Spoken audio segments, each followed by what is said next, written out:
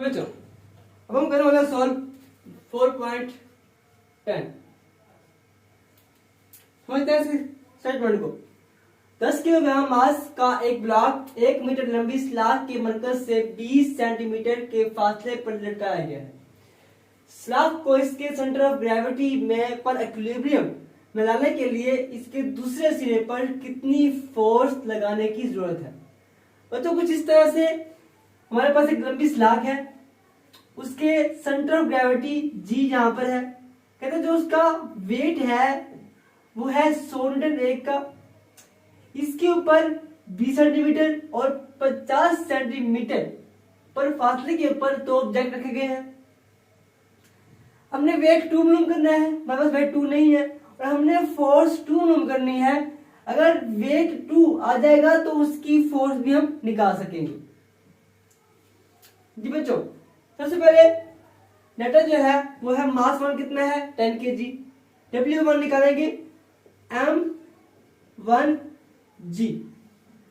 W is equal to mg था बच्चों, W is equal to mg, weight is equal to mg। तो W1 is equal to 10 करेंगे बच्चों तो कितना देगा बच्चों आपके पास, ये देगा आपके पास 100 न्यूटन। अब जो लेंथ होती है वो होती है सेंटीमीटर के अंदर। यहाँ पे जो डायमीटर का है पड़ा, यहाँ पे जो लेंथ होती है इसकी वो होती है सेंटीमीटर के अंदर।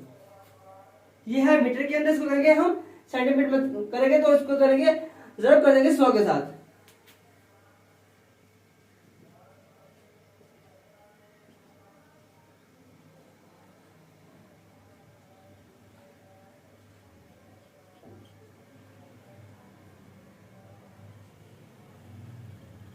जी बच्चों, अब यहां पे हम इस्तेमाल करेंगे मोमेंट्स का सूल के tau 1 is equal to tau 2।